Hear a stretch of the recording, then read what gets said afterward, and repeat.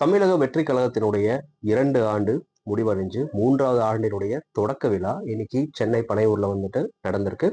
தளபதி விஜய் அவர்கள் தலைமை ஏற்று அவருடைய கட்சி தொண்டர்கள் கிட்ட நிறைய விஷயங்கள் ஷேர் பண்ணியிருக்கிறாங்க. இது இந்த 3வது ஆண்டுடைய தொடக்க விழா மட்டும் கிடையாது. அவரை போட்டியா நினைக்கிற பல ஆளும் கட்சிகள், ஆண்ட கட்சிகள் இவங்க எல்லாத்தையுமே வந்துட்டு அவருடைய ஸ்டைல்ல பிளாஸ்ட் பண்ண ஒரு மீட்டிங் தான் நான் நினைக்கிறேன். என்ன அப்படி பேசினாரு, என்ன மாதிரி விஷயங்கள்லாம் பிளாஸ்ட் பண்ணாரு அப்படிங்கிறத வீடியோக்குள்ள பார்க்கலாம்.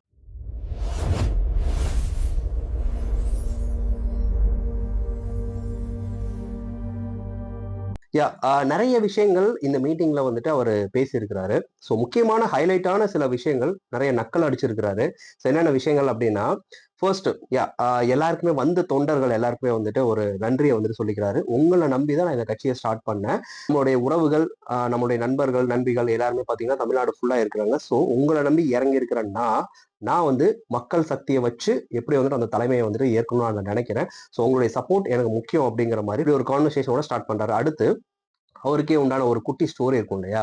ஸோ அந்த குட்டி ஸ்டோரியோட வந்துட்டு இன்னொரு விஷயம் சொல்றாரு. என்னன்னா 1977ல நம்ம புரட்சி தலைவர் எம்ஜிஆர் அவர்கள் பாத்தீங்கன்னா ஒரு வானொலியில வந்து ஒரு பேட்டி கொடுக்குறாங்க. அந்த பேட்டியில அண்ணா இருக்கிற இடத்தில் இப்போ ஒரு கூட்டம் வந்துட்டு இருக்குது. இந்த கூட்டத்தை நினைச்சு நான் கண்ணீர் விட்டு வந்துட்டு அழுதேன். ஸோ அந்த கண்ணீர் வடிச்சதன் விளைவாதான் வந்துட்டு நான் டிஎம்கேக்கு ஆப்போசிட்டா வந்துட்டு ஏடிஎம்கே அப்படிங்கிற ஒரு கட்சியை ஸ்டார்ட் பண்ண. அந்த கட்சியை ஸ்டார்ட் பண்றப்போ அவரை வந்து அப்ப இருந்த ஆண்ட அரசாங்கங்கள் பாத்தீங்கன்னா விமர்சனம் செஞ்சார். அதே மாதிரி இப்போ 2017க்கு அப்புறம் 2021க்கு அப்புறம் மக்கள் கண்ணீரை துடைக்க வந்திருக்கிற கட்சி தான் டிவிகே. இதே பிரஷரை அப்ப புரட்சி தலைவர் எம்ஜிஆர் அவர்கள் இருக்கிறப்போ வந்துட்டு அவங்க மேலையும் போட்டாங்க. இந்த திரைக்கவர்ச்சியை மட்டும் வச்சுட்டு இவர் உள்ள வந்துடுறாரு. ஸோ இவருக்கு வந்துட்டு டெல்லியில இருந்து சப்போர்ட் எல்லாம் கிடையாது. இவர் வந்துட்டு இந்த திரைக்கவர்ச்சினால மட்டும் ஜெயிச்சு அந்த இடத்துல வந்துடலாம் அப்படிங்கிற மாதிரி சொல்றாங்க. பட் அவரு உயிரோடு இருந்த வரைக்கும் அரசியல்ல பழம் தின்னு கொட்டை போட்ட யாராலையும் அவருடைய இடத்தை வந்துட்டு நெருங்க முடியல. மக்கள் சைலண்டா வாட்ச் பண்ணி தங்களுடைய ஓட் மூலியமா வந்து அதுக்கு பதிலடி கொடுத்தாங்க. அதே மாதிரி வரலாறு 2026ல திரும்பும். அதனால நீங்க இந்த அரத பழசான அதே ஃபார்முலாவை, தீஞ்சு ஒளிஞ்சு போன அதே ஃபார்முலாவை யூஸ் பண்ணாம வேற ஏதாவது புதுசா இல்ல டெக்னாலஜி எல்லாம் ஸ்டார்ட் ஆகி வந்துட்டு எங்கேயோ போயிட்டு இருக்குது, அதை வந்துட்டு ரிலேட் பண்ற மாதிரி ஏதாவது விஷயங்கள் இருந்தா ட்ரை பண்ணுங்க அப்படிங்கிற மாதிரி நக்கலா வந்துட்டு ஒரு விஷயம் சொல்றாரு. ஈவன் அவங்க வந்துட்டு அந்த பீரியட்ல காமராஜர் அவர்களை கூட வந்து விட்டு வைக்கவே இல்லை அப்படிங்கிற மாதிரி இலக்கிய ரீதியான தாக்குதல் காமராஜர் மேல வந்துட்டு இருந்ததாக தளபதி விஜய் அவர்கள் கூறுகிறார். இந்த விஷயத்தை எல்லாம் சொல்றதால நம்மளையும் வந்துட்டு டப்பா எடுத்து ஊட்ட ஆரம்பிச்சிருவாங்க அப்படிங்கிற மாதிரி சொல்றாங்க. சோ மக்கள் பிரதிநிதியா வந்துட்டு டிவிக்கே எப்பயுமே மக்களோட நிற்கும். இன்னைக்கு இந்த டிஜிட்டல் உலகத்துல திருவள்ளுவர் இப்போ 2026ல இருந்திருந்தாருன்னா இருக்கிற தமிழ்நாடோட நிலைமையை வச்சு ஒரு திருக்குறள் வந்து சொல்லியிருந்தா எப்படி இருக்குங்கிற மாதிரி ஒரு குறள் சொல்றாரு. செம வைவா இருந்தது. அது என்ன அப்படிங்கறத நீங்க அந்த வீடியோ ஃபுல்லா பாருங்க. அந்த குறளை வந்துட்டு 3 வாட்டி ரிப்பீட் பண்ணாரு. அடுத்து ஏன் தலைமையில டிவிக்கே ஒரு பக்கம், இன்னொரு பக்கம் முதல்வன் ஸ்டாலின் அவர்கள் தலைமையில பாத்தீங்கன்னா டிஎம்கே ஒரு பக்கம், இன்னொரு பக்கம் பிஜேபி தலைமையில இன்னும் சில கூட்டங்கள் அப்படிங்கிற மாதிரி சொல்றாங்க. ஸோ இந்த விஷயம் பாத்தீங்கன்னா ஆரம்பத்துல இருந்து இந்த ஏடிஎம்கே அவங்க மேல வந்துட்டு ஒரு சாஃப்ட் கார்னர் வந்து தளபதி விஜய் அவர்களுக்கு இருந்தது. கூட்டணி கூட வந்துருவாங்க அப்படிங்கிற மாதிரி நினைச்சிட்டு இருந்தாங்க. பட் இப்போ அதுக்கெல்லாம் வாய்ப்பு இல்லை அப்படின்னு தெரிஞ்சக்கப்புறம் சில டேர்ம்ஸ்ல ஒத்து வரல. இப்ப என்னன்னா அவரு போட்டியா நினைக்கிற இந்த பெரிய 2 கட்சிகளையுமே எதிர்க்கக்கூடிய இடத்துல வந்துட்டு இருக்கிறாரு. எதிர்த்துதான் ஆகணும். அதனால இந்த டேர்ம் வந்துட்டு இன்டைரக்டா வந்து மீன் பண்றாரு. ஸோ இனிமேல் attack is not only with DMK, it will be with ADMK also அப்படிங்கிறத கிளியர் கட்டா சொல்றாரு. அடுத்து இந்த சோசியல் மீடியால எல்லாம் வந்துட்டு இவங்களுடைய ஆட்கள் சில பேர் விஜய் தைரியம் இருந்தா வெளியே அப்படிங்கிற மாதிரி எல்லாம் சொல்றாங்க. அவங்க யாருக்குமே புரியல.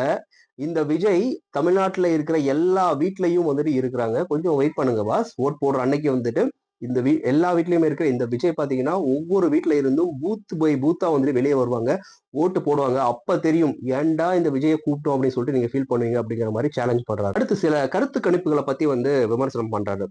உண்மையான கருத்து கணிப்புக்கு நான் தலைவணங்குகிறேன். பட் சில பேர் கருத்து கணிப்பு இல்லாம கடுப்பு கணிப்புல வந்து சில விஷயங்கள் பண்றாங்க அப்படிங்கிற மாதிரி சொல்றாங்க. கடுப்பு கணிப்புல நீங்க கருத்து கணிப்புன்னு கொடுத்த அந்த ஒரு விஷயம் பாத்தீங்கன்னா இங்க உண்மையா இல்ல, அதை மக்களையும் வந்துட்டு புறக்கணிச்சிருவாங்க.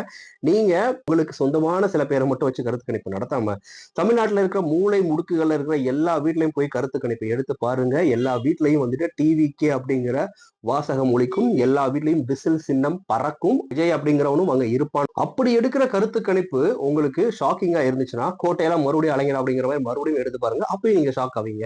டிவிக்கேக்கான ஆதரவு சிட்டியில மட்டும் இல்லாம டவுன், கிராமப்புறங்கள் எல்லா இடத்துலயும் இருக்கு அப்படிங்கிற மாதிரி வந்துட்டு சொல்றாங்க. விசில் சின்னம் எல்லா இடத்துலயும் ஆல்ரெடி போய் சேர்ந்தாச்சு.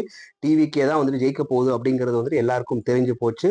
2026ல மக்களோட நிக்கிற ஒரே ஆப்ஷன் பாத்தீங்கன்னா டிவிகே தான். அண்ட் இந்த டிஎம்கேவை எதிர்க்கக்கூடிய ஒரே தைரியமான தில்லான ஒரே பார்ட்டி என்ன அப்படின்னா இந்த டிவிகே தான். அதனால இந்த டப்பா இன்ஜின், ஓட்ட இன்ஜின், இது மாதிரி எவ்வளவு இன்ஜின் வந்தாலும் டிவிகே தான் டாப் இன்ஜினா இருக்கும். அப்படி நம்மளுடைய அந்த பூத் கமிட்டி மெம்பர்ஸ் இல்ல வந்துட்டு எல்லா இடங்களையும் இருக்கக்கூடிய டிவிகே மெம்பர்ஸ் தொண்டர்களுக்குள்ள வந்துட்டு கரெக்டான டிராவல் பண்ணி கரெக்டா வந்துட்டு உழைக்க ட்ரை பண்ணுங்க.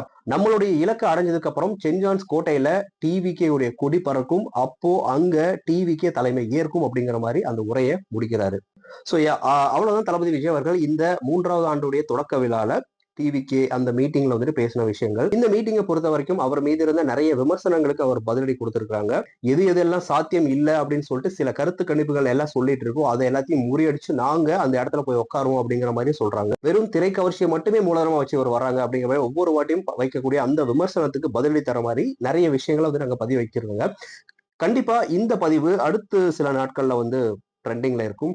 நம்ம பசங்கள்லாம் வந்துட்டு ரீல் பை ரீலா வந்துட்டு கட் பண்ணி ட்ரெண்ட் பண்ணுவாங்க. நான் சொன்ன அந்த திருக்குறள் மேட்டர் வந்துட்டு பயங்கர வைபா போயிட்டு இருக்கும்னு எனக்கு தோணுது.